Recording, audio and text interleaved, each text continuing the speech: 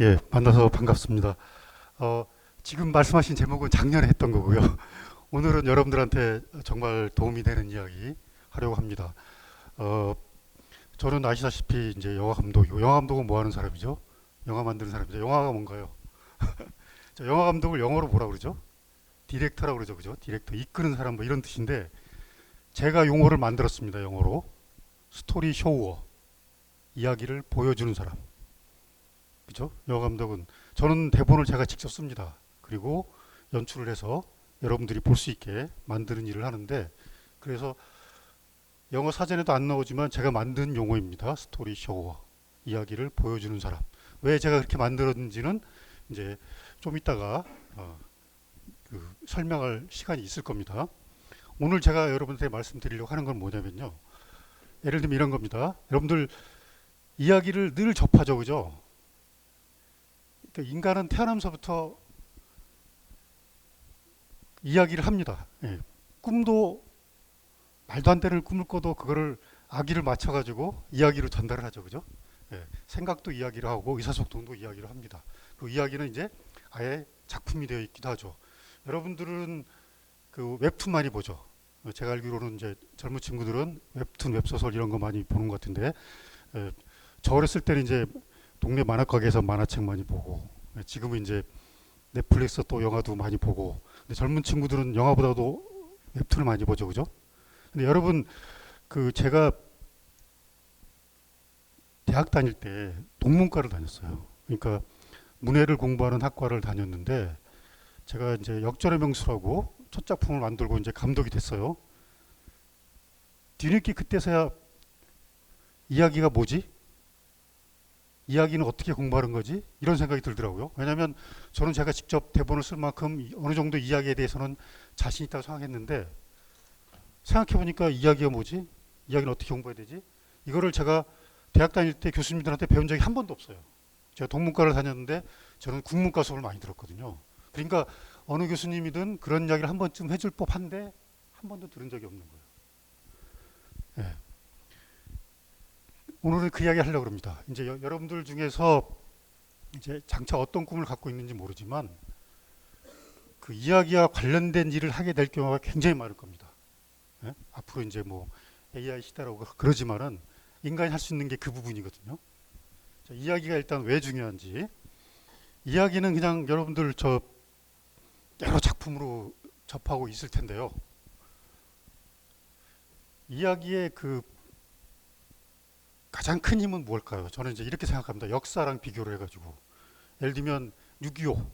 예, 여러분들은 뭐 저도 태어나기 전에 일어난 일입니다만 6.25는 왜 일어났고 그때 얼마나 많은 사람들이 죽고 그것 때문에 우리나라 현대사가 어떻게 전개됐다. 이런 식으로 이제 객관적으로 역사에서는 배울 거예요. 근데 만약에 6.25를 다룬 이야기, 예를 들면 뭐 태백산맥 같은 소설이 있습니다. 그 소설을 읽으면 거기에 이제 여러분들이 잘 모르시겠지만 그 한 사람은 그러니까 어떤 어머니가 있는데 아들이 두 아들이 한 사람은 우익 한 사람은 좌익이에요. 그러니까 그 어머니는 얼마나 답답했겠어요, 그죠? 한 아들이 잘 되면 또 한쪽 아들은 죽을지도 모르고 또 반대의 상황이 될 수도 있고. 근데 그 소설을 읽으면 무슨 일이 벌어지냐면요. 그 한길 가슴속, 그 어머니 한길 가슴속으로 여러분이 들어갈 수가 있어요. 그래가지고 여러분들이 태어나기 전에 있었던 6.25를 겪을 수가 있습니다. 그래서 아, 전쟁은 이래서 일어나면 안 되겠구나라고 느끼게 만들어줘요. 역사는 객관적으로 이런 일이 일어났다라고 끝나는데 이야기는 그걸 느끼게 만들어준다는 겁니다. 예, 그게 가장 큰 이야기의 힘이에요. 어, 결국 이제 요거는 그냥 넘어가겠습니다. 아까 제가 첫 작품을 만들고 가지고 이야기가 뭘까, 이야기는 어떻게 공부해야 될까 이런 생각을 했다고 했는데 이야기를 연구하는 학문이 있더라고요. 그 학문을 네로톨로지라고 합니다. 예, 어려운 말로 네로톨로지. 네러티브라는 말은 많이 들어보셨죠, 그죠? 네러티브. 스토리랑 비슷한 말입니다. 스토리는 그냥 이야기인데 네러티브는 뭐냐면 잘 짜여진 이야기, 잘 짜여져서 팔릴 수 있는 이야기. 그걸 네러티브라고 생각하시면 돼요. 그리고 그 네러티브를 연구한 학문이 네러톨로지다. 이렇게 생각하면 됩니다. 근데 이 네더톨라진 학문이 생긴 지가 몇십 년이 안 됐어요. 좀 이상하지 않나요? 예. 인간은 처음 생겨났을 때부터 이야기로 생각하고 이야기로 그 의사소통을 했는데 왜 이야기를 연구한 학문이 생긴 지 몇십 년밖에 안 됐을까요? 예, 그게 이유가 있습니다. 왜 그러냐면요. 자, 일단 동영상을 하나 보고, 예, 왜냐면 졸릴 수 있으니까 동영상 하나 보고 시작을 하겠습니다.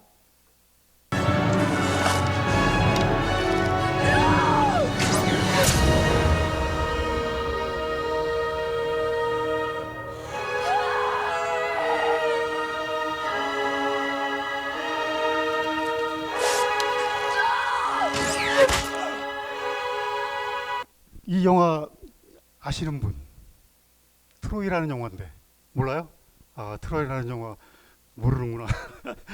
저기 여기 제가 지도를 하나 보여드리겠습니다. 예, 이게 지중해 지도죠. 예, 지금 이제 여기 조금 불편하게 돼가지고 예, 여기를 펠로폰네소스 반도라 그러죠, 그죠? 요 전체를 발칸반도라 그럽니다. 예, 영어로 그리스라는 나라 여기 있죠. 아테네가 여기 있고, 그리고 여기를 여기 튀르키예, 예, 터키를 요즘은 튀르키라고 그러죠. 튀르키예. 옛날에는 여기가 아시아였어요. 아시아였습니다. 예, 서양 사람들 보기에는 여기가 아시아였는데 이제 점점 더 커진 거죠. 여기까지 이제 우리나라까지 전체가 다 아시아가 된 거죠. 그래서 지금은 여기를 소아시아라고 합니다. 근데 여기 이쪽 발카만도 세력이랑 이 소아시아 세력이 기원전 1200년경에 전쟁을 해요. 그게 이제 트로이아 전쟁인데 여러분들 저 헬라스 로마 신화 많이 접해 보셨을 거예요. 그래서 여기 그 이 트로이아의 왕자 파리스가 여기 헬레네를 납치해가지고 오죠. 예, 이쪽에 예, 그 스파르타의 헬레네를 납치해갑니다. 그래서 이제 이 양쪽 세력 사이에 전쟁이 벌어지는데 이 전쟁을 가지고 이 전쟁은 이제 기원전 1200년 정도에 생겼고 그 다음에 이제 한 400년 정도가 지나가지고 호메로스라는 사람이 기원전 그 800년 무렵에 그 전쟁을 가지고 이야기를 만들어요. 무슨 이야기냐면 그 이야기의 제목이 일리아스입니다. 일리아스. 예. 자, 생각해 보세요. 호메로스가 기원전 800년에 이야기를 만들었는데 이 일리아스라는 이야기는 말로 만들었습니다. 그때는 문자가 없었어요. 말로 만들었어요. 근데 이게 이제 파피루스 24권, 지금 이제 문자로 이제 우리말로 번역돼 가지고 된 책이 이렇게 두껍습니다. 예. 파피루스 24권으로 된 굉장히 긴 건데 그거를 문자도 없이 말로 만들었어요. 이게 왜 어떻게 가능할까요? 이거를 말로 만들면은 금방 잊어버리잖아요. 그래서 운율을 집어넣습니다. 운율을 집어넣는다는 게 무슨 말이죠? 노래가 된다는 이야기예요. 여러분들도 노래방 가면은 이거 첫 소절만 딱 떠올리면 그 다음부터 가사가 저절로 나오죠, 그죠? 예, 그게 이제 운율의 힘입니다. 그래서 호메로스가 기원전 800년 전에 노래라는 건 곧 시입니다. 시. 운율이 들어갔다는 건 시잖아요, 그죠? 그래서 그렇게 이제 일리아스라는 그 서사시를 만들었는데 서사시라 그러면 이야기시죠, 그죠? 아까 그게 그 트로이아 전쟁의 마지막에 이제 아킬레우스가 이쪽 그 발칸반도 세력 중에 최고 장수는 아킬레우스였어요. 아킬레우스, 영어로 아킬레스. 여러분들 아킬레스건 알죠, 그죠? 네, 아킬레스건. 여기가 이 사람은 약점이죠. 신화에 의하면은 그 테시스 여신 어머니가 이제 그 스틱스 강물에 그 아킬레우스를 담갔는데 여기 발목을 잡고 담그는 바람에 거기에는 물이 안 닿아 있어요. 그래서 거기가 약점이야. 그래서 지금 파리스가 지금 방금 본 그 영상에 의하면은 거기에다가 이제 화살을 쏴가지고 그 결국은 이제 그 아킬레스가 죽게 됩니다. 두 번째 영상 보시죠. 그거 이어서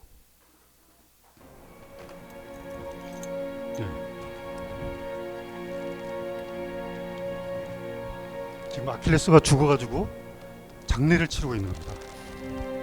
이 옆에 있는 사람은 이름이 사람은 오디세우스예요. 오디세우스.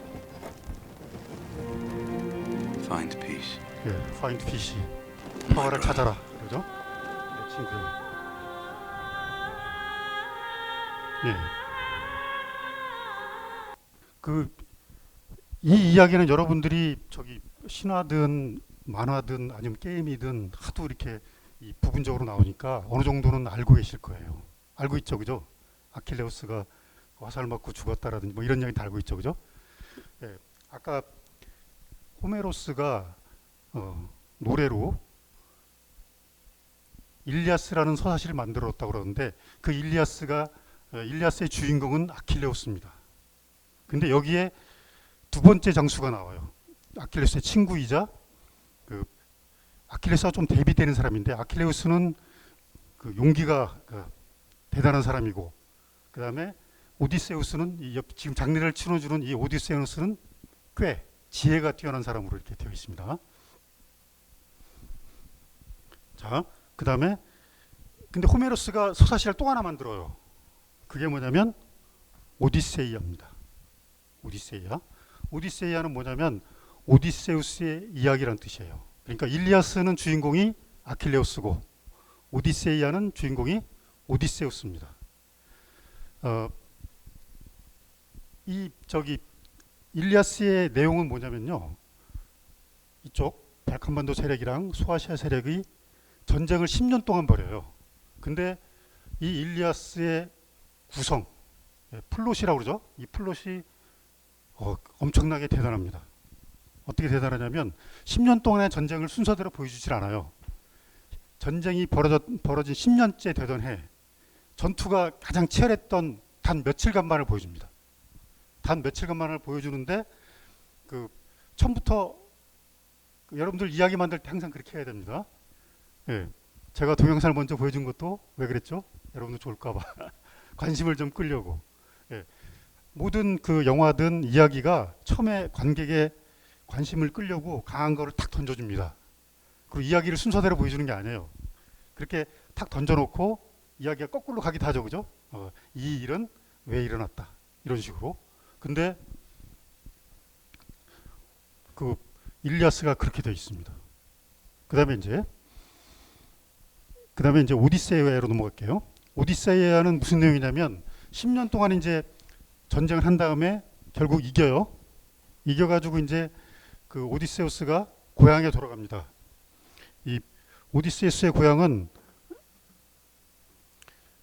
이게 펠로폰네소 반도 요쯤에 이타케라는 조그만 섬이에요. 그래가지고 오디세우스가 이제 전쟁 이긴 다음에 여기서 여기 집에까지 가는데 10년이 또 걸립니다. 왜 10년이 걸리냐면 포세이돈의 저주를 받아요. 그래가지고 10년 동안 온갖 모험을 하다가 여기 고향에 돌아가는 이야기입니다.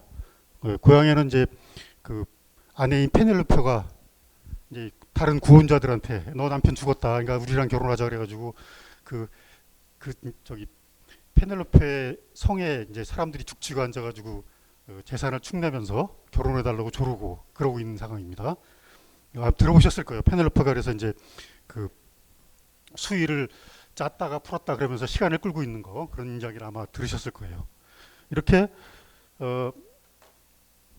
이제 서양 첫 번째 이야기가 이게 엄청난 대소사시라는 거죠. 첫 번째부터 그게 일리아스하고 오디세이아입니다. 그 다음에 동영상 하나 더 볼게요. I stay. No, My father will never abandon the city. I can't leave. your city is dead. They're burning it to the ground.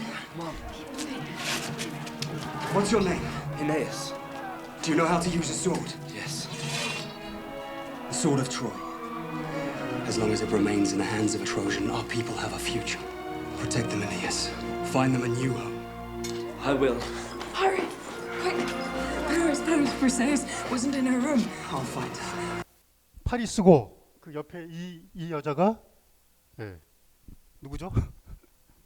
헬레네입니다. 헬레네. 헬레네는 이 당시 지구상에서 가장 아름다운 여자로 되어 있습니다. 그 파리스의 심판이라고 여러분들이 신화에서 어느 정도 들었을 거예요. 헬레네 F죠, 그죠? 예. 헬레네를 영어로 뭐라 그러죠? 헬렌이라고 그럽니다. 헬렌. 우리말로 하면 헬렌은 F니 이런 뜻을 생각하면 돼요. 그러니까 헬렌이라는 이름 가진 사람은 진짜로 대체로 F입니다. F지 않은데 헬렌이라는 이름을 붙이면 욕먹는 분위기가 돼버려요. 예. 이게 이제 헬레네고요. 그 다음에 Can't leave. The city is dead. They're burning it to the ground. 자, 이게 지금 무슨 상황이냐면요. 트로이가 이제 전쟁에서 져가지고 지금 이 땅굴 같은 데로 트로이 사람들이 도망을 치는 중입니다. 지금. Do you know how to use a sword? 근데 지금 The sword of Troy. As long as it remains in the hands of a Trojan, our people have a future. Protect them, Aeneas. Find them a new home. I will. Hurry! Quick! Where is Paris Briseis? Wasn't in her room. I'll find her. 여기 이제 파리스가 이제 지나가는 청년이 그 노인을 부축하고 있죠. 그래서 이름을 물어봅니다. 그러니까 이네스 그래요. 그러면서 트로야의 칼을 그 사람한테 넘겨줍니다. 이제 우리나라 사람들은 이 장면이 무슨 의미인지 몰라요. 잘. 근데 서양 사람들은 보면 다 압니다. 이 이네스 이 사람이 참 잘생겼죠. 이런 사람을 뭐라 그러죠? 여러분 영화 속에서 이렇게 한번 지나가는 사람 뭐라 그러죠? 예? 카메오. 또 카메오 말고 예. 뭐 어떤 사람은 엑스트라 그러는데 여러분 엑스트라하고 이제 이 사람은 단역이에요. 단역. 엑스트라하고 단역의 차이점이 뭔지 아세요? 엑스트라하고 단역은 일단 보수가 엄청나게 차이 납니다. 예. 엑스트라는 뭐 요즘 얼마 받는지 모르겠는데 한 15만 원 받나? 단역은 최소 50만 원 넘어갈 겁니다. 대사가 한마디라도 있으면 단역이에요. 여기서 이 사람 대사가 되게 짤막하자. I will 그러겠습니다. 그러죠, 그죠? 예. 근데 지금 이 단역이 굉장히 잘생겼어요, 사실은. 단역하기에는 너무 잘생겼어. 그래서 이 사람을 주인공으로 또 영화로 만들어도 될 정도로 잘생겼습니다. 왜 이 사람을 그런 사람을 단역으로 썼을까요? 중요한 사람이기 때문에 그렇습니다. 우리는 이 의미를 모르는데 굉장히 중요한 사람이에요. 여러분들 저기 그 호메로스가 기원전 8세기에 일리아스하고 오디세이아라는 서사시를 노래로 만들었다고 그랬는데 기원전 1세기에 그러니까 예수님 태어나기 직전쯤에 베르길리우스라는 사람이 아이네아스라는 서사시를 씁니다. 그때는 문자가 있었기 때문에 글로 씁니다. 그 아이네아스가 무슨 뜻이냐면 아이네이스 이야기라는 뜻이에요. 아이네이스는 그 고대 로마, 그러니까 나저나라고 그러잖아요. 우리말로 나저나라고 여러분 라틴어라고 많이 알고 있죠, 그죠? 라티움어입니다. 아이네이스는 라틴어고 영어로 이네스. 그러니까 아이네이스는 아이네아스 이야기를 그러는데 그 아이네아스가 영어로 이네스라고 그러죠, 그죠? 그러니까 기원전 1세기에 베르길스라는 사람이 글로 된 또 서사시를 하나 만드는데 그 주인공이에요. 이 영화 속에서 이렇게 단역으로 지나가는 사람이. 왜 중요하냐면은 이 사람은 굉장히 서양 역사에서 중요한 사람입니다.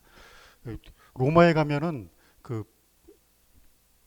제가 이거는 이제 이 박물관에 가서 이 조각을 봤는데 서양 사람들은 그 신화라든지 역사에서 중요한 장면들을 다 예술 작품으로 만들어요. 그림, 조각, 심지어 뭐 그르데 문양 같은 데다가 또 여러분도 아다시피 뭐 무슨 벽화라든지 그래서 서양 사람들은 어렸을 때부터 그냥 자연스럽게 보고 듣게 됩니다. 옛날의 신화라든지 역사의 중요한 순간들을 다 보고 들어서 저절로 알게 돼요. 이렇게 조각으로 되어 있습니다. 요거 베르니니의 조각인데요. 이 조각상에는 지금 이 사람이 이제 아이네아스, 영어로 이네스고 아까 영화에서는 노인을 부축하고 지나갔죠, 그죠? 근데 지금은 노인을 어깨에 둘러매고 가고 있습니다. 베르니니의 조각인데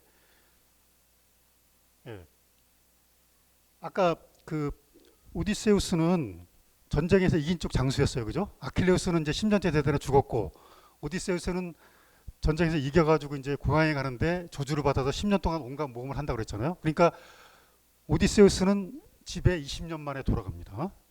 근데 지금 이 이네스, 아이네아스는 왜 중요하냐면요. 이 사람이 전쟁에서 진 장수를 어떻게 해야 되겠어요?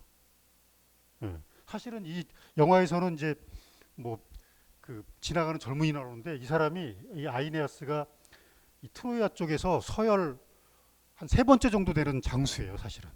근데 전쟁에서 지니까 유민들을 데리고 새로운 살 곳을 찾아 떠나야 되겠죠, 그죠? 그 이야기입니다. 아이네이스라는 서사시는 이 아이네아스가 트로야에서 그 도망치는 사람들을 이끌고 10년 동안, 그러니까 5년 동안 온갖 모험을 하고, 그 다음에 또 한 5년 동안 전쟁을 하고, 그래가지고 오늘날의 로마에 도착을 합니다. 로마에 도착해가지고 먼저 살고 있던 선주민들하고 전쟁을 해가지고 고대 로마를 건설하게 되는 겁니다. 그러니까 이 아이네이스가 고대 로마를 건설한 사람이에요. 그러니까 고대 로마의 건국 서사시입니다. 이게. 그 주인공이 아까 영화 속에서는 슬쩍 지나가는 사람으로 나온 거죠. 근데 서양 사람들은 다 알죠. 누군지. 그러니까 단역인데도 불구하고 아마 감독은 분명히 이제 그 사람을 주인공으로 해가지고 아이네아스도 만들 생각을 했을 거예요. 속편으로.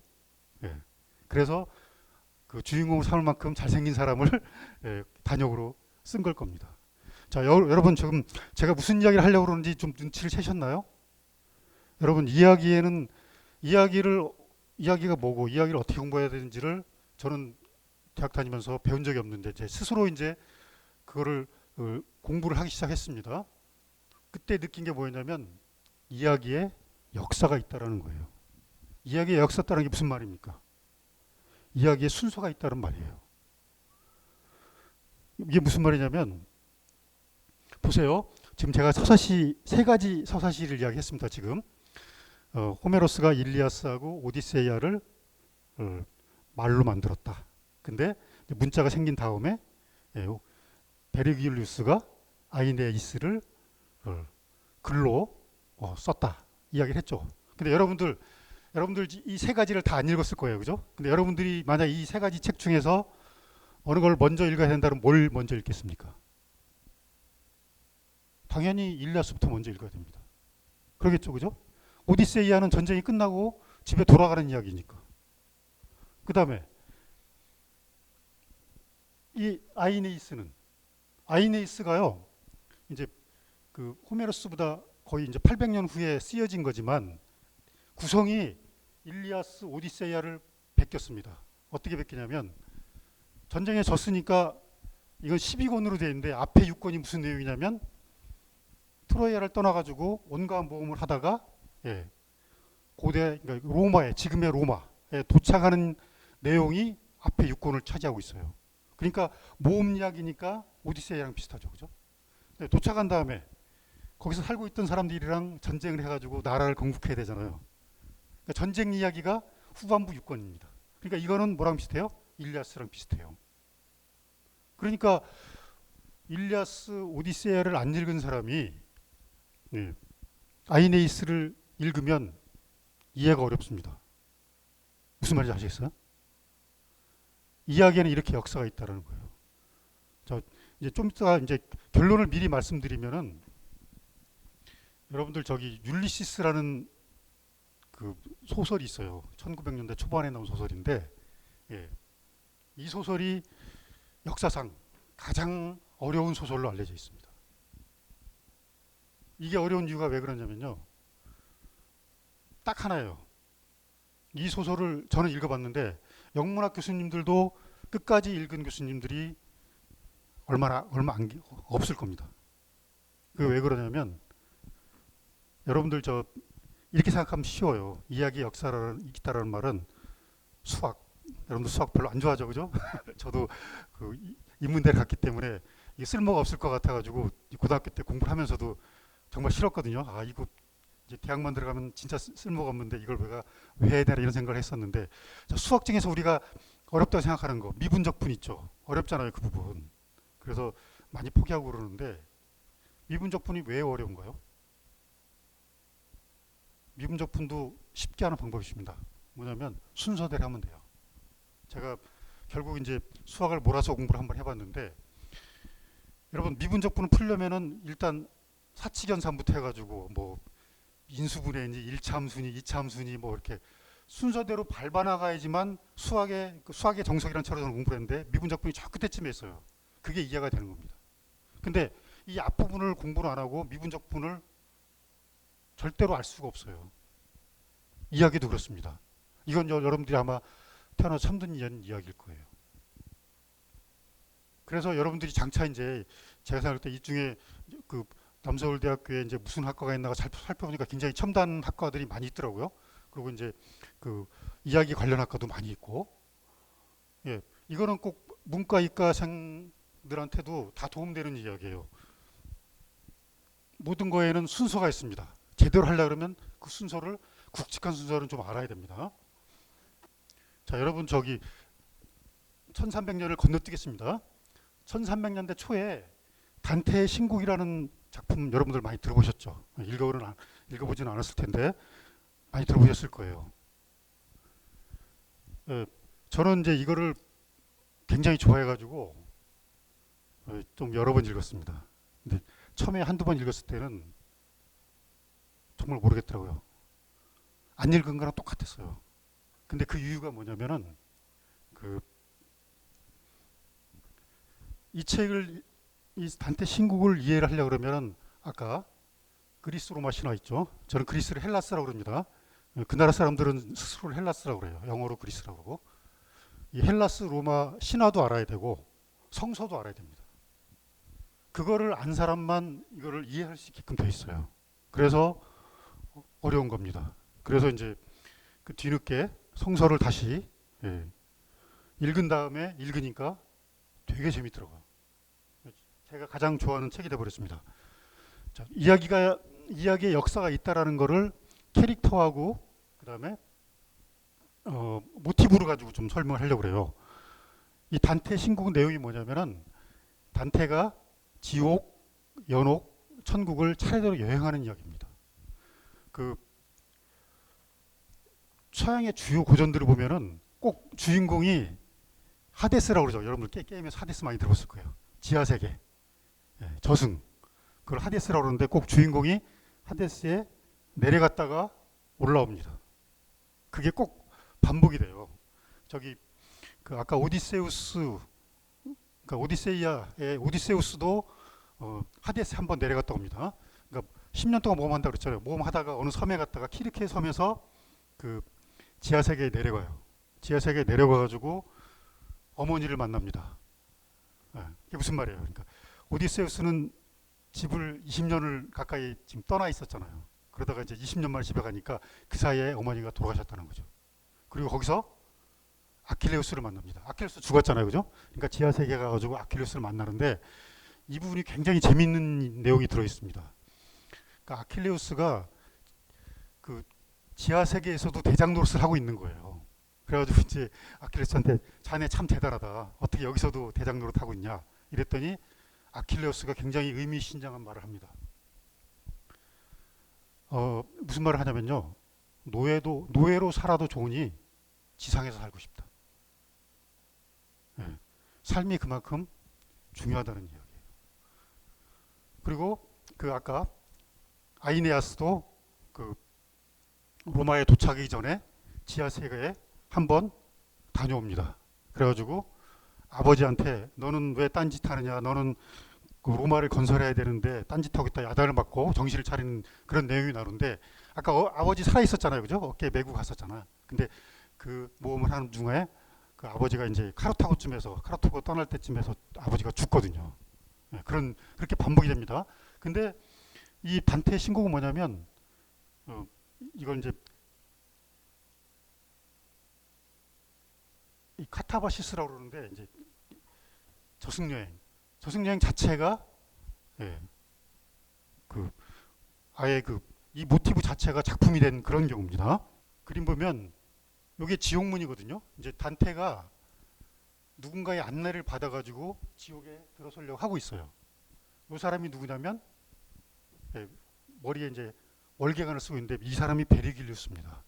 베리길리우스 아까 누구라고 그랬죠? 아이네이스를 쓴 사람. 그러니까 이때까지만 해도 서양에서는 이 베리길리우스가 서양 최고의 시인이었던 거예요. 왜냐하면 호메로스는 좀 잊혀졌어요. 호메로스로다가 나중에 이제 이슬람 쪽 거쳐가지고 재발굴이 됩니다. 예. 그러니까 보세요. 벌써 단테 신곡을 읽는데 베리길리우스라는 사람이 단테를 안내를 해. 근데 베리길리우스가 누군지 몰라. 그러면 벌써 단테 신곡을 읽기가 힘들어지는 겁니다. 그리고 여기 보시나요? 여기 지역문이 있고 위에 무슨 이렇게 쭉 네모나게 자국이 있죠. 여기에 시가 하나 써 있습니다. 이 시를 여러분들한테 이 시가 지역문 입구에 쓰여 있는데 이 시 정도는 여러분들 알아두시면 좋습니다. 나중에 이제 이 시를 만나게 될 일이 굉장히 많을 거예요. 자, 첫 번째 뭐라고 써 있죠? 나를 지나 사람은 간다 슬픔의 도시로. 그러니까 지옥문이 스스로한테 이야기하는 거예요. 너희들은 나를 지나 지옥으로 들어간다 이 말입니다. 나를 지나 영원한 비탄으로. 이 중간도 굉장히 중요한 얘기인데 이 마지막 부분. 너희 여기에 들어오는 자는 모든 희망을 그곳에 남겨두어라. 지옥에 들어서려고 그러면은 희망을 남겨놓고 가져가면 안 돼. 희망을 여기다 남겨놓고 들어와라. 이런 말이에요. 이게 무슨 뜻일까요? 지옥이라는 것은 어떤 것입니까? 죄를 지은 사람이 벌을 받는 곳인데 죽을 수도 없어요. 영원히 벌을 받는 겁니다. 그러니까 지옥문 여기를 통과하려는 자는 희망을 남겨놓고 들어와라 이런 말입니다. 근데 이 지금 번역이 굉장히 좋은데요. 이 번역이 그 일본인 학자가 번역한 겁니다. 근데 이 일본인 학자가 이 시를 어떻게 설명을 했냐면요.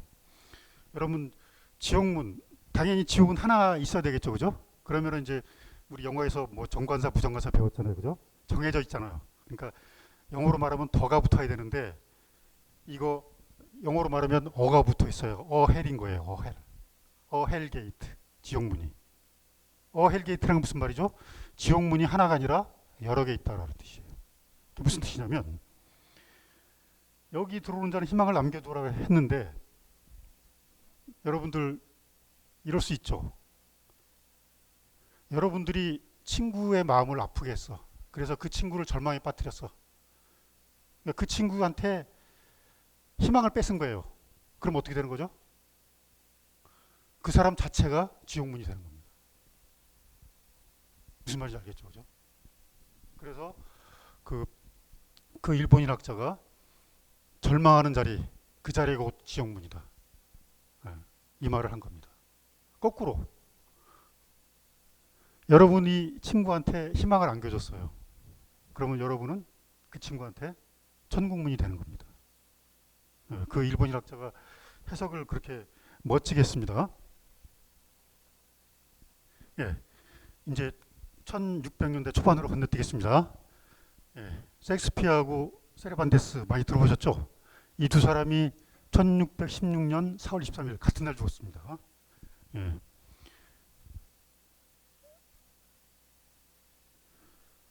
여러분 우리가 그 이야기를 제대로 학문으로 공부해야 되는 이유가 첫 번째로 일본한테 우리가 많이 밀려요. 작품 수준에 있어서. 그 이유가 뭐냐면 일본 사람들은 메이지 유신 무렵부터 서양 고전을 엄청나게 번역을 했습니다. 근데 우리나라는 사실은 서양 고전을 제대로 번역한 게 이제 한 30년밖에 안 돼요. 그러니까 제가 아까 말씀드린 그 일리아스 오디세이아가 헬라스에서 우리말로 번역된 게 지금 한 20년도 안 될 겁니다. 이제 서울대 그 서양 고전화 협동 과정이라고 그래가지고 1990년 정도에 그 대학원이 생기면서 그때부터 이제 그 이 연구자들을 길러내면서 번역이 이제 나오기 시작했어요. 그래서 서양 고전을 옛날에는 그러니까 일본어 중역하거나 영어로 된 거 번역하거나 이래가지고 제대로 된 연구가 이루어지지 않았습니다. 그러니까 우리 연구의 역사가 굉장히 짧아요.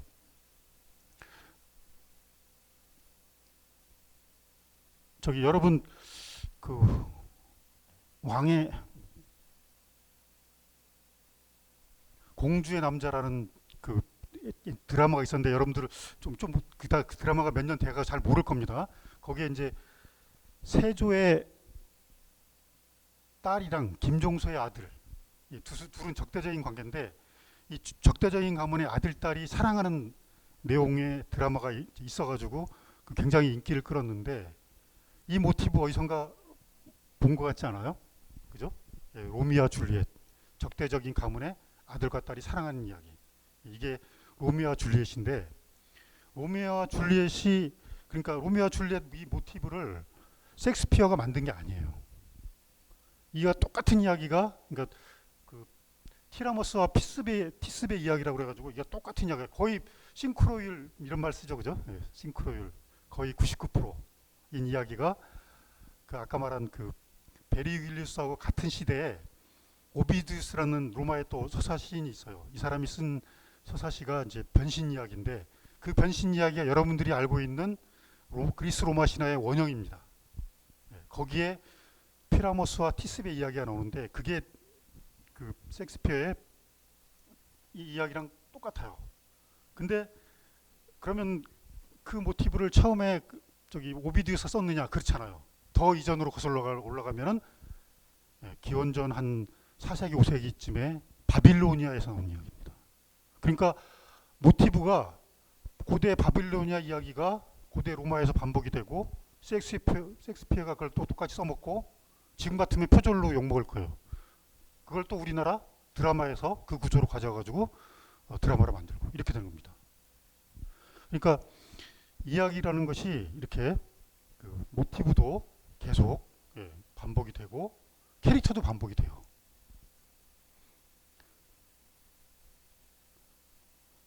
세르반스의 돈키호테도 저기 에스파냐 말에서 우리말로 옮겨진 지가 한 10년도 안 됐을 겁니다.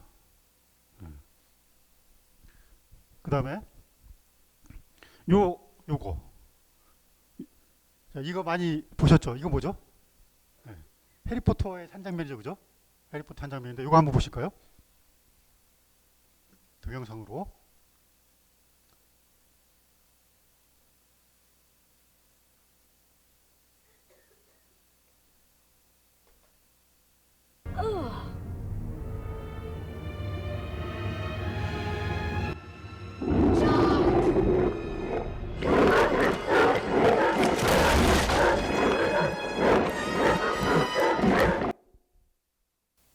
예, 이게 기억나시죠, 그죠? 예, 이게 해리포터의 주인공 3명이 그 지금 지하로 내려가려고 하는데 그 입구에 머리색 달린 개가 지키고 있어요. 이 개 이름 아시는 분?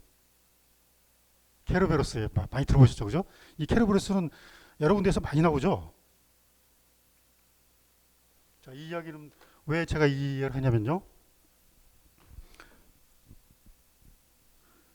아까 제가 제임스 조이스의 율리시스라는 소설 제목만 아까 말씀드렸는데 이 제임스 조이스의 율리시스라는 소설이 역사상 가장 어려운 소설로 되어 있습니다. 그리고 19세기 그러니까 1900년대 초반에 20세기 초반에 나온 소설인데 그 영미권 학자들이 최고의 작품으로 치는 작품이에요. 근데 무지 어려워요. 그래서 그 영문과 교수님들도 끝까지 읽으신 분들이 별로 없다 그랬죠, 그죠? 이 소설이 어려운 이유는 딱 하나입니다. 이 소설을 이제 보통 의식의 흐름이니 내적 독백이니 이런 기법을 써서 어렵다 그러는데 전혀 그런 거 아니에요. 전혀 그런 거 아니고 이 소설의 내용은 무지 간단합니다. 그 레오폴드 블룸이라는 중년 남자하고 스티븐 디델러스라는 젊은이가 그 아일랜드의 더블린 시내를 따로따로 걷기 시작해 아침부터. 그래가지고 저녁 때 밤이 돼가지고 두 사람이 만나서 으슥한 골목으로 들어가요. 그게 끝. 근데 이렇게 두꺼운 책으로 2권입니다. 내용이 너무 단순한데. 그리고 우리나라에는 번역본이 2종이 있는데 번역이 좋지 않아요. 그러니까 이 소설이 어려운 이유는 왜 어렵냐면 이제 그 지금 이유를 말씀드리려고 합니다. 이 율리시스가 무슨 뜻이냐면요. 오디세우스입니다. 오디세우스를 그 라틴어로 울릭세스라고 그러고 영어로 율리시스라고 그래요. 그러니까 세계에서 가장 어렵고 독창적인 소설이 제목부터 오디세우스인 거예요. 그리고 이 소설은 18개의 장인가 19개의 장으로 되어 있는데 그 각 장이 오디세아의 에피소드 또는 등장인물로 그 장의 제목을 만들었습니다. 그리고 이 16장에 무슨 내용이 나면요. 아까 이 중년 남자하고 청년이 만나가지고 으슥한 밤길로 들어간다고 그랬잖아요. 근데 예를 들면 이런 거예요. 이 두 사람이 이렇게 밤길을 걸어가는데 개를 한 마리 만납니다. 근데 아무런 일이 안 벌어져요. 근데 그 묘사가 길어. 근데 좀 또 걷다 보니까 개가 또 한 마리 나. 별일 안 벌어져. 그것도 묘사가 길어. 그리고 개를 또 한 마리 만나요. 여러분 눈치채셨나요? 그러니까 아까 이 해리포터에는 주인공 3명이 지하세계로 내려가려고 하는데 그 입구를 머리가 셋 달린 케르베스가 지키고 있다고 그랬잖아요. 근데 그 율리시스라는 소설에서는 이 중년 남자하고 청년이 밤길을 걸어가 들어가는데 개를 한 마리 이렇게 3마리를 차례대로 만납니다. 뭐냐면은요. 그 소설을 읽으면서 아 이거는 케르베로스를 이렇게 표현했구나 라는 걸 아는 사람만 그 소설을 재밌게 끝까지 읽을 수가 있는 거예요. 무슨 말인지 알겠죠? 그죠? 그러니까 제임스 웨스의 율리시스라는 소설을 읽으려고 그러면 그 이전까지 주요한 서양 고전들 제가 지금 말씀드린 일리아스부터 해가지고 단테 신곡부터 해가지고 밀턴의 신라권 이런 것까지 큰 69천 작품들을 다 읽은 사람들만 그 소설을 이해할 수가 있는 겁니다. 그래서 수학으로 말하면 제임스 웨스의 율리시스가 미분적분인 거예요. 그러니까 영문학자들도 자기 전공이 아니기 때문에 일리아스 오디세이 안 읽었을 거 아니에요. 그죠? 그러니까 그런 사람들은 자기가 영문학과 교수를 하더라도 율리시스를 읽으면 이해가 안 되는 겁니다. 무슨 말인지 알겠죠? 그죠? 네, 제가 이게 깨달은 거예요. 아 이게 케르베스를 이렇게 표현했구나. 그러면은 소설이 굉장히 흥미로워지는 거죠. 그래서 그 단순한 내용에 복잡한 그 소설을 저는 끝까지 읽을 수가 있었던 겁니다. 자, 일본 애니메이션 이야기를 좀 해볼까요? 요게 천공의 섬 라퓨타죠. 예. 천공의 섬 라퓨타 많이 보셨죠, 그죠? 라퓨타가 어디서 온 걸까요? 물어보면 이제 잘 모르는 사람들인데 걸리버 여행기에 라퓨타가 나와요. 여러분들 걸리버 여행기 그 뭐 소인국 그다음에 또 거인국 두 개만 아는 사람이 많은데 4군데 나라를 갑니다. 세 번째가 하늘을 나는 섬나라. 그게 저 라퓨타예요. 그 4번째 가는 나라가 휴이남의 나라. 그 휴이남의 나라는 말처럼 생겼는데 말이죠 사실. 그 이제 거기 그 나라에서는 그 휴이남이 인간 대접을 받고 인간이 동물 대접을 받는 그런 나라입니다. 근데 아무튼 이 세 번째 가는 나라 이게 라퓨타입니다. 그러니까 이 천공의 섬 라퓨타라는 애니메이션을 이 대본을 쓴 사람은 이거 걸리버 여행기를 읽었다는 이야기죠. 걸리버 여행기에서 그 라퓨타를 가지고 온 겁니다.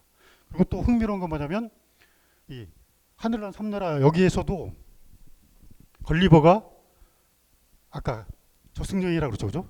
저승여행을 해요. 어떻게 하냐면 저승을 들어가는 건 아니고 어느 섬에 그 마법사 같은 사람이 죽은 사람을 불러내 줍니다. 그래서 그 사람들을 만나요. 그래서 걸리버가 아리스토텔레스도 만나고 그런 이야기가 나옵니다. 그러니까 그 케르베로스 그 저승여행 모티브가 그 현대 소설에까지 이렇게 반복이 되는 겁니다. 그리고 요거 뭐죠? 바람과 그의 나우시카라는 애니메이션인데 이 나우시카는 어디서 나오느냐? 오디세이아에 나옵니다. 오디세우스가 그 10년 동안 모험을 한다 그랬잖아요, 그죠? 마지막에 자기가 사는 그 이타케 섬 가까이 왔을 때 풍랑을 만나가지고 이제 그 부하들 다 잃고 혼자만 어떤 섬에 표류해요. 그래가지고 그 섬의 공주가 이제 오디세우스를 구해주는데 그 공주의 이름이 나우시카입니다. 그래서 결국 이 나우시카, 바람고개 나우시카라는 애니메이션을 쓴 작가도 예, 오디세이를 읽었다는 이야기예요. 그래서 그 오디세이에 나오는 그 공주의 캐릭터를 그대로 가지고 옵니다. 이름도 가지고 오고. 그러니까 보세요. 이 바람고개 나우시카도 제대로 이해하려고 그러면은 예, 오디세이야, 호메로스의 오디세이를 읽은 사람만 제대로 예, 이해를 할 수 있게 그렇게 되어 있습니다. 제가 그 벌써 오래전이죠. 그 부산에 이제 무슨 그 대학생 영화제 같은 거 하는데 그 특강을 하게 됐었는데 그때 이제 그 학생 한 명이 질문을 하더라고요. 왜 우리나라 애니메이션이 일본 애니메이션보다 수준이 낮느냐, 이제 그거였는데 답은 딱 이거 하나입니다. 일본이 우리나라보다 거의 100년을 앞서가지고 서양 고전을 제대로 번역하고 연구하기 시작했다라는 거예요. 그 차이입니다. 기술적으로는 우리가 더 뛰어납니다. 여러분들 보세요. 일본 애니메이션은 다 2D잖아요. 우리는 3D로 합니다. 네. 기술은 우리가 훨씬 뛰어난데 이야기의 수준이 일본은 못 따라가는 거예요. 그 이유는 고전을 연구한 역사가 짧아서 그렇습니다. 그거는 한 번에 따라잡을 수가 없어요. 예, 이 사람이 그 이름이 이제 독특하죠. 나스메 소세키라는 일본 소설가인데 이 사람이 1905년에 이제 나는 고양이 소이다라는 그 소설을 냈는데 제가 읽어봤거든요. 이 사람의 뭐 다른 소설도 읽어봤는데 정말 제가 놀랐던 게 뭐냐면 1905년이면 우리는 을사늑약 체결할 때 아닙니까? 근데 이 양반이 서양 고전을 다 꿰뚫고 있어요. 물론 이제 영국 의학을 하기도 했지만 그만큼 이 사람이 공부할 때쯤에 주요한 서양 고전들을 다 읽을 수 있을 정도로 일본은 번역이 되어 있었다는 이야기죠. 네. 이게 굉장히 큰 차이입니다. 자, 지금 이제 서양 이야기를 했잖아요. 서양의 첫 번째 그 이야기가 일리아스라고 그랬고, 근데 그 일리아스도 결국 저기 그 수메르부터, 수메르는 동양이죠, 그죠? 여기서부터 그 이야기가 시작됩니다. 그 지금 인류한테 남겨진 가장 오래된 서사시는 수메르에서 나온 거예요. 수메르의 그 서사시에 보면은 저기 그 지금 이야기한 그 저승여행 모티브라든지 그 다음에 성서에 나오는 노예의 방주, 우트나피 시스템 이야기를 가지고 똑같은 게 거기 있습니다. 성서도 서사시라고 보면은 성서 시작이 어떻게 되죠? 역사적으로는 아브라함이 우르를 출발하면서 우르가 수메르거든요. 그러면서 시작이 되는데 성서에 나오는 그 노아의 방주 이야기가 이미 수메르 신화에 아까 말한 대로 싱크로율 99%로 또 있습니다. 그러니까 인류에게 남겨진 이야기의 시험부터 아까 말한 그 저승여행, 카타바시스 모티브 이런 게 거기에 다 있는 겁니다. 거기에 이제 그 저기 길가메시 서사시라고 그러죠, 그죠? 길가메시가 이제 그 저승 입구까지 가가지고 죽은 친구 엔퀴두를 만납니다. 들어가진 않고 그 이야기가 나오고 그 이난나 여신이 그 남편 만나러 하데스에 들어가는 이야기가 나와요. 그 이난나 여신이 성서의 아스다롯, 그리고 이 아스다롯이 헬라스에 오면 아프로디테가 되는 겁니다. 아프로디테가 영어로 비너스죠, 그죠? 이렇게 연결이 되는 겁니다.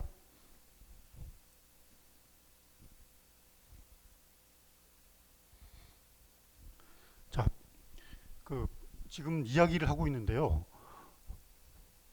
요거 이제 과학 이야기를 해볼까요? 그 뉴턴이 만유 인력을 발견하고 전 세계로부터 이제 엄청난 찬사를 받았잖아요. 그럴 때 한 이야기가 이겁니다. 내가 남들보다 멀리 보았다면 거인의 어깨 위에 올라서서 보았기 때문이다. 거인의 어깨가 뭐죠? 남들은 이렇게 보는데 큰 거인이 있어가지고 그 거인의 어깨 위에 올라가면 더 멀리 보일 거 아니에요, 그죠? 그 거인 어깨가 뭐겠습니까?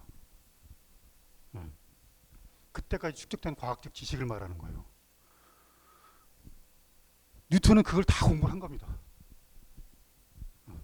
뉴턴은 다 그걸 공부를 했는데 어느 날 사과나무에서 사과가 떨어지는 걸 보고 자기가 그때까지 배운 과학적 지식으로는 그게 설명이 안 되는 거예요. 그러니까 이야기도 마찬가지고 과학도 마찬가지입니다. 그때까지 축적되어온 역사를 모르면 의문을 안 가져요. 의문을 갖는 사람만 답을 찾을 수가 있습니다. 그래서 뉴턴이 이런 힘을 설정하면 이게 말이 되는데, 이제 여러분들 저 수학 공부하시는 분들은 알 거예요. 그 굉장히 수학적으로 그렇게 어렵지 않습니다. 미분법 작품보다 훨씬 쉬운 그런 수학으로 그 뉴턴이 만유인력을 발견한 거예요. 자, 이야기가 그 역사가 지니고 있다라는 거 여러분한테 말씀을 드렸습니다. 증명이 됐죠, 그죠? 이야기는 출발 때부터 모티브하고 캐릭터가 반복이 되고, 이야기도 수학과 마찬가지로 그동안 지구상에 출연한 모든 이야기를 여러분들이 다 알 필요는 없어요. 근데 이거는 읽어야 된다고 사람들이 늘 추천하는 게 있죠. 그게 고전입니다. 고전. 고전을 읽으면 고전한다. 그래서 고전이 아니고, 저는 여러분들 이런 경우 많았을 거예요. 영화 재밌다고 해가지고 가서 보면은 재미없는 경우 많죠, 그죠? 속는 경우 많습니다. 근데 저는 고전에는 한 번도 속은 적이 없어요. 고전이 어려운 이유, 여러분들이 고전에 고전하는 이유는 딱 하나입니다. 순서대로 안 읽어서 그래요. 순서대로 읽으면 전혀 어렵지 않고 재밌습니다. 의미 있습니다. 재미있고 의미 있으니까 세상에 저 몇천 년을 살아남았죠, 그 이야기가. 그런 이야기들은, 대표적인 그런 이야기들은 여러분들이 읽어야 됩니다.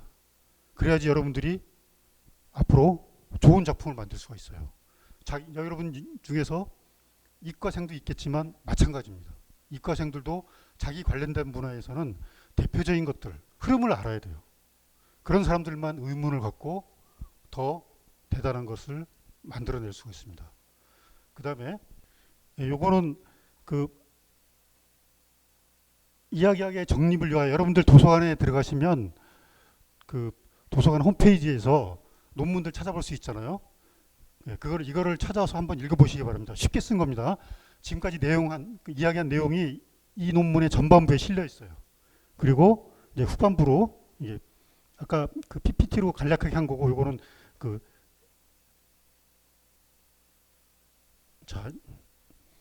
전반부는 이제 아까 그 이야기고요. 후반부인데,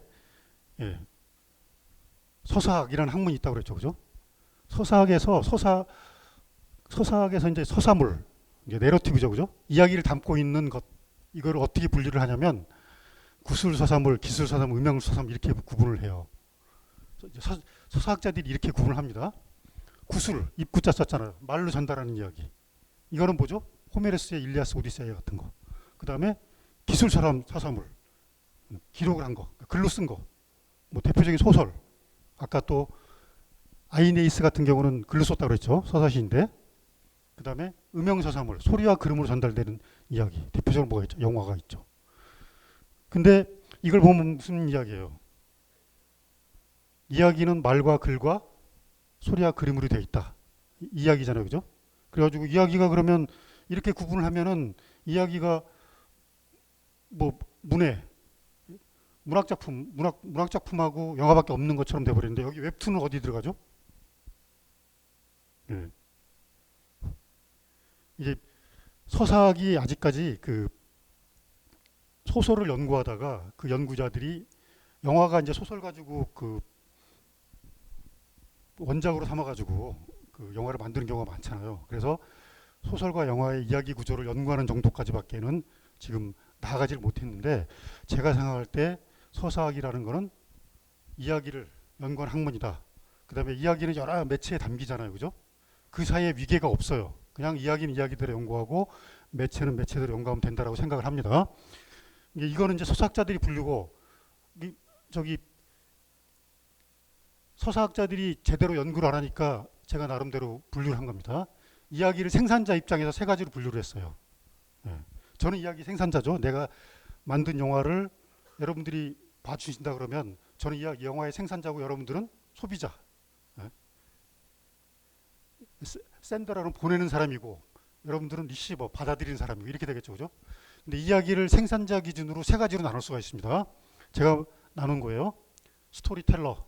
여러분 스토리텔러 그러면은 고등학교 때 뭐 소설 속의 화자를 생각하기 쉬운데 그냥 글자 그대로 이야기를 말로 하는 사람. 매체 철학에 의하면은 매체의 중심이 말, 문자, 소리로 이어졌다고 그래요. 그죠? 아까 호메로스는 문자가 없었기 때문에 말, 운율을 넣어서 노래로 이야기를 만들었다고 했잖아요. 그죠? 그래서 호메로스는 스토리텔러입니다. 이야기를 말로 하는 사람. 그 다음에 스토리라이터. 스토리라이터는 이야기를 글로 쓰는 사람. 글이란 문자라는 매체를 가지고 글로 쓰는 사람을 스토리라이터로 생각하시면 됩니다. 그 다음에 이게 스토리쇼어입니다. 이 스토리쇼어는 영어 사전에 안 나와요. 제가 만든 말입니다. 이야기를 보여주는 사람. 그 웹툰 작가는 그러면 뭘까요? 이제 예를 들면 이제 웹툰 작가도 이야기 만드는 사람, 그림을 따로라 그러면 할 말이 없고 그 두 가지를 다 아는 사람은 스토리 쇼라고 할 수 있죠. 그죠? 이야기를 그림으로 보여주는 사람이고 저는 이야기를 요즘 필름 안 쓰지만 필름에 담아 보여주는 사람이고 이렇게 되는 거겠죠. 그죠? 예. 그러면 이 세 가지로 하면은 생산자 입장에서는 다 구분이 됩니다. 그죠? 그 다음에 이제 수용자 입장에서 듣는 이야기가 있어요.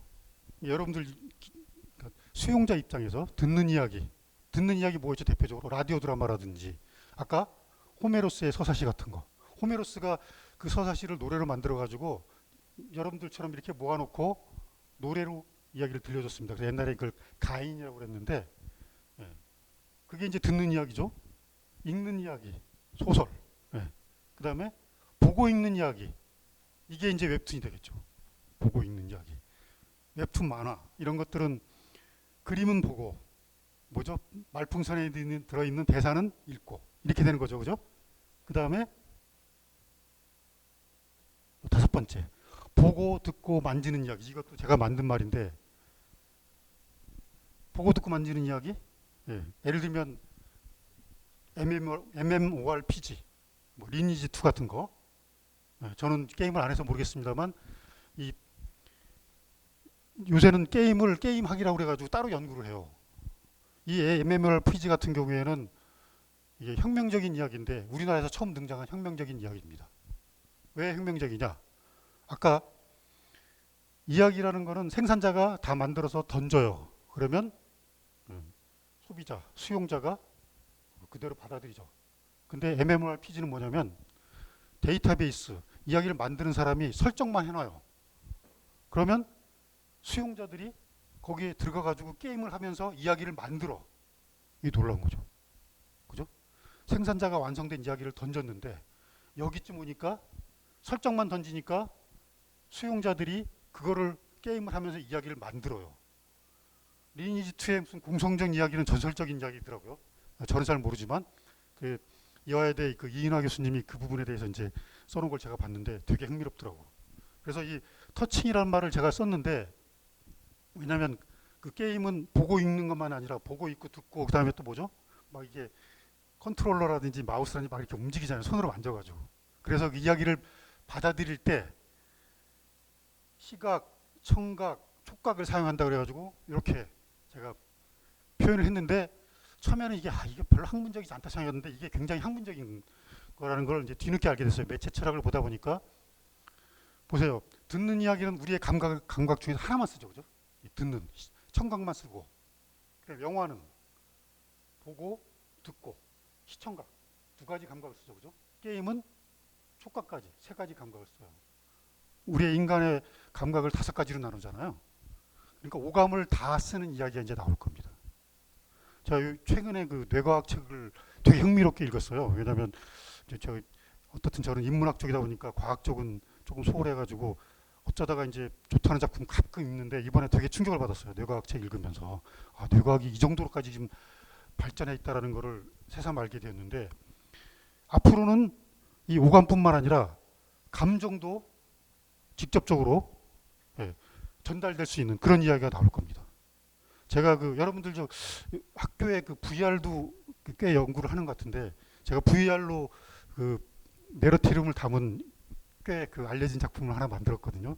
그때 공부가 많이 됐는데 VR이라는 거는 이제 VR로 그 이제 제주도 이야기를 제주도 4.3 이야기를 가지고 VR로 작품을 만들었는데 그 영화진흥위원회에서 2억 원을 받아가지고 굉장히 그 VR 치고는 예산이 많이 내려간 좋은 작품입니다. 큰 작품이에요.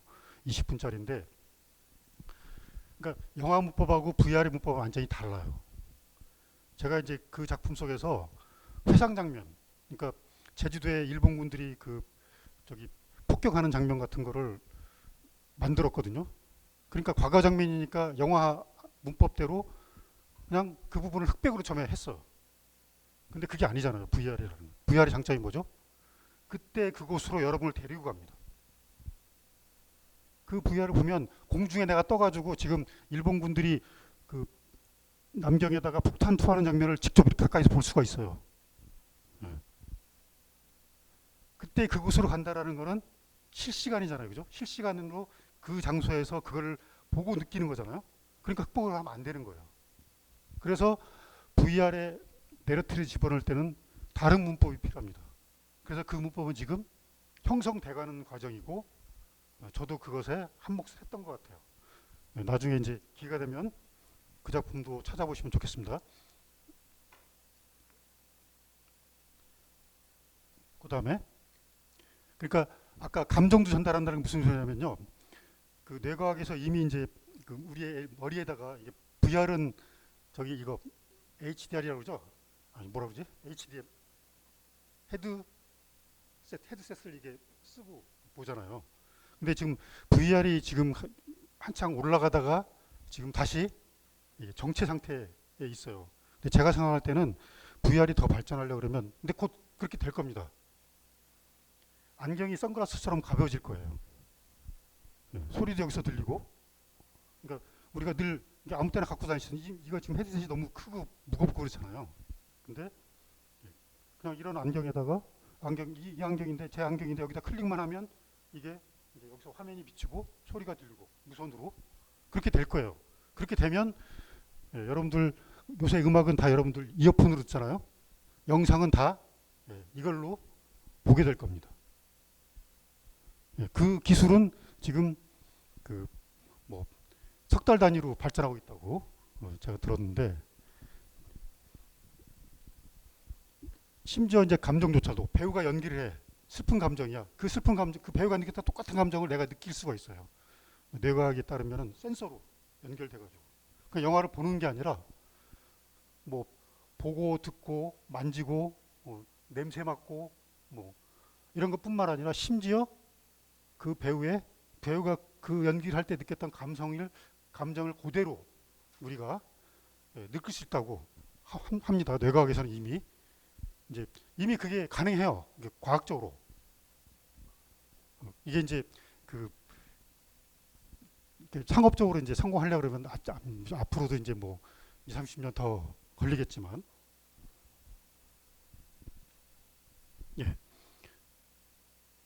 근데 중요한 건 뭘까요? 중요한 건 결국 또 이야기입니다. 기술은 발전하게 되어 있고 여러분 중에서 거기에 가담할 사람도 있겠지만 그냥 그걸 쓰기만 해도 되는 사람도 있죠. 그죠? 자, 우리가 여러분들 저기 요새 대학에 문화 콘텐츠 학과라는 게 생긴 지가 한 20년 가까이 돼요. 제가 아까 이 논문이 문화 콘텐츠 학과가 생긴 지 10년 됐다고 그 건국대에서 커다란 컨퍼런스를 할 때 제가 발표한 글입니다. 문화 콘텐츠 학은 학문이 아니에요. 학문이 아닌데 학과가 먼저 생겼어. 그래서 문제가 많아요. 문화 콘텐츠가 뭔지 교수들 사이에서 합의가 안 돼 있어. 그래서 제가 학과 이름을 바꿔라. 그러면서 그 문화 콘텐츠가 생긴 지 10년밖에 안 돼가지고 뭐 역사도 짧고 기댈 데가 없고 교수들이 푸념을 하는데 서사 매체학과로 바꾸면 가장 오래된 학문이자 가장 새로운 학문이 된다. 그리고 인문대에서 법대도 제치고 최고의 학과가 될 거다라고 이제 주장을 하는 글입니다. 여기에 이제 아까 말씀드린 이야기에도 역사가 있고 그 다음에 지금 매체 이야기를 하는 겁니다. 자, 근데 중요한 건 뭐라고요? 매체가 아니라 이야기입니다. 이야기. 여러분들 보세요. 저는 조감독하고 감독이 돼가지고 필름으로 영화를 찍었어요. 역절의 명수라고. 아날로그로 영화를 찍었죠. 그 다음에 경인선이라는 작품을 HD, 디지털로 찍었어요. 그리고 최근에 탄생이라는 작품은 뭐 다 디지털이죠. 이제 TV랑 영화랑 똑같은 카메라 쓰죠. 차이가 없어요. 기술적으로. 그리고 여러분들 스마트폰으로도 영화를 찍을 수 있는 거 아시죠? 찍어봤죠, 그죠? 그리고 스마트폰으로 찍은 영화가 개봉하기도 했습니다. 자, 그러니까 필름으로 찍을 시절에는 필름을 다룰 줄 안다는 것만으로도 전문가 대접을 받았어요. 근데 그게 아무런 의미가 없어요. 그러니까 그때는 이야기와 영화 기술의 중요성을 예를 들면 비율로 따진다 그러면 이야기가 한 5할이면 영화 기술이 한 5할? 이렇게 됐겠죠. 근데 지금은 영화 기술이 1할도 안 될 겁니다. 이야기가 9할 넘게 더 중요해졌어요. 왜 그렇죠? 자, 여러분하고 나하고 아무런 차이가 없어요. 영화를 만드는데. 여러분들도 스마트폰으로 영화를 찍을 수 있고 저도 찍을 수가 있어요. 기술은 전혀 중요하지 않아요. 저는 조감독 때 필름 한자가 몇 척이고 이걸 몇 초에 찍을 수 있고 이제 그 사소한 것까지 다 알았었는데 지금 다 잊어버렸죠. 저는 촬영 감독한테 예를 들면 이거를 이동하면서 찍읍시다. 아, 이거 좀 타이트하게 찍읍시다. 와이드하게 찍읍시다. 좀 다가갑시다. 아, 이것도 내가 이야기 안 해. 촬영 감독 더 잘 알아. 딱 잡아놓으면 마음에 들어. 좀 아닌 것 같은데 좀 이렇게 합시다. 이 정도만 하면 돼. 렌즈를 뭐 25mm로 바꿔달라. 이렇게까지 말하면 오히려 촬영 감독이 기분이 더 나쁘죠, 그죠? 네. 기술은 전혀 중요하지 않아요. 기술은 기술을 발전시킨 사람들 목이야. 우리는 그걸 이용하면 돼. 물론 이제 여러분들 중에서 그 기술에 가담하는 사람도 있을 거고 그걸 활용해서 이야기를 만들 사람도 있을 텐데 보세요. 이제는 그럼 여러분과 나는 직업적인 영화 감독이고 여러분들도 단편 영화 만들어 보신 사람이 있을 거예요, 그죠? 근데 그 사람은 직업적인 사람이 아니야. 그 무슨 차이가 있는 거죠? 딱 하나밖에 없어요. 이야기의 수준. 나는 이야기의 수준을 여러분들도 훨씬 높이는 수밖에 없어. 내가 살아남으려면, 그죠? 아까 내러티브가 뭐라 그랬죠? 스토리는 스토리인데 잘 짜여져 가지고 팔릴 수 있는 이야기. 그러니까 저는 이야기를 역사적으로도 공부하고 이야기를 짜는 방법, 플롯이라고 그러죠. 그거를 공부를 해가지고 이야기를 수준 있게 만들어야 돼. 그렇지 않으면 제가 살아남을 수가 없어요. 여러분들과 저의 차이점은 아무것도 없어. 이제 기술적인 차이는 딱 하나, 이야기의 수준. 그 이야기의 수준을 어떻게 높인다고요? 이야기를 순서대로 읽어야 된다는 거예요. 여러분들 아마 지금 웹툰이라든지 웹소설이라든지 무슨 뭐 온갖 그 CF라든지 무슨 저기 동영상 짤이라든지 계속 우리가 나도 모르게 이야기를 접하고 있잖아요, 그죠? 근데 거기 보다 보면은 계속 아까 말한 그 케르베로스라든지 무슨 하데스니 저 북구의 신화라든지 등장인물들도 그렇고 뭐 계속 나오잖아요, 그죠? 그거를 맥락을 알고 수용할 때도 그 맥락을 알면은 수용할 때도 훨씬 더 잘 수용할 수 있겠지만 그다음에 이야기를 만들 때 내가 생산자가 되었을 때는 이 흐름을 알고 있기 때문에 아까 뉴턴이 만유를 발견했듯이 지금까지의 대표적인 작품들을 읽어서 알고 있다 그러면 새로운 걸 만들 수가 있겠죠. 여러분 아까 그 부산에서 무슨 학회에서 또 이제 질문 하나 받았는데 그때 이제 대단한 전문가들이 한 10명쯤 앉아 있었는데 그때 이제 한 학생이 이런 질문을 했어요. 학교에서 맨날 그 교수님이 크리에이티브한 거 만들려고 그러는데 자기는 그게 뭔지를 모르겠다. 어떻게 해야 되는 거냐 이런 말을 했는데 좋은 답이 사실은 안 나왔어요. 전문가들한테서. 크리에이티브한 거 뭐죠?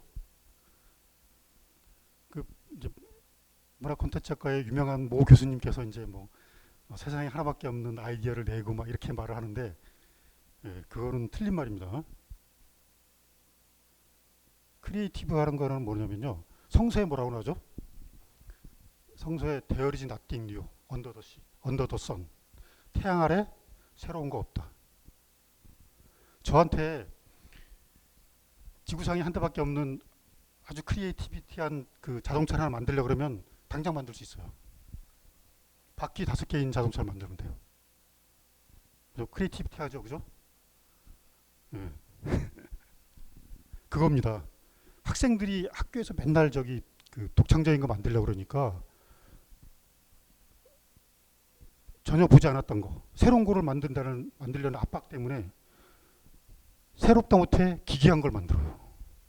우리 삶하고 떨어져 있는 거, 막 끔찍한 이야기 이런 데로 갑니다. 그래서 새로운 거는 뭐냐면요. 예를 들면 저기 불란서 혁명 다룬 그 뮤지컬 있잖아요. 레미제라블 그 영화가 대박이 났는데 그 영화는 뭐죠? 그 소설 가지고 영화라는 매체에다가 뮤지컬을 입히니까 작품이 된 거예요. 약간만 틀면 돼. 다른 것을 담거나 조금 덜어내거나 섞거나 이러면 새로운 게 돼요. 근데 학생들이 몰리는 게 이제 그 독창적인 거 만들려고 그러면 몸는 거 자꾸 새로운 것만 찾다 보니까 기괴한 걸 만든다고요. 가장 일상적인 거에서 조금만 각도를 틀면 새로운 게 이제 보일 겁니다. 시간이 지금 한 7, 8분 남았는데 그 결론은 이미 나왔죠, 그죠? 이야기의 역사가 있다. 순서대로 읽어야 된다. 그리고 앞으로 AI, 로봇이 상당 부분 인간의 노동을 대체할 텐데 그것이 대체할 수 없는 게 있어요. 인간의 놀이. 그 중에서 대표적인 거 이야기. 이야기도 물론 AI가 만들 수는 있는데 뻔한 거죠. 틀 속에 있는 것들. 우리들의 이야기, 우리 삶의 이야기 이런 거 여러분들이 얼마든지 만들 수 있습니다. 수준 높은 내러티브로. 그러려면 이야기를 순서대로 공부를 해야 된다는 거 잊지 마시고 질문 있으면 받겠습니다. 편하게 아무런 질문이나 해주십시오. 뭐 하나? 이게 뭐죠? 이지스함이라는 배입니다. 이지스가 무슨 뜻이죠? 이지스. 이지스가 영어로 이지스고요. 헬라스어로 아이기스입니다. 아이기스가 뭐냐면 헬라스의 최고의 신은 제우스잖아요, 그죠? 제우스가 이제 그 영어로 이제 주피터라고 그러는데 제우스의 견갑, 어깨를 감싸는 갑옷 이름이 아이기스예요. 근데 전승이 바뀌면서 이게 이제 방패가 됩니다. 그래서 제우스가 딸인 그 아테네 여신한테 선물한 방패가 이제 아이기스가 되는데 이 아이기스에는 그림이 새겨져 있어요. 메두사의 머리. 메두사 알죠? 보면은 돌로 굽는. 보세요. 이 배 이름을 아이기스라고 졌는데 이 배의 이름을 지은 사람은 결국 고전을 읽은 사람입니다. 그리고 이 배의 이름으로 이지스보다 더 좋은 이름 제가 생각해도 없어요. 그죠? 결론이 뭐냐? 꼭 이야기 전공자뿐만 아니라 이과생도 마찬가지예요. 고전 읽어야 됩니다. 고전을 읽는 사람만 이 맥락을 이해하고 새로운 거를 만들 수가 있어요. 새로운 건 아까 뭐라 그랬죠? 축적된 거 안에서 여태까지 이런 흐름으로 왔으니까 이런 흐름이 이제 필요하구나. 이건 새로운 거야. 기괴한 게 새로운 게 아니라 조금 바꾼 거. 그 새로운 거를 여러분들이 찾아낼 수가 있습니다. 질문 없나요?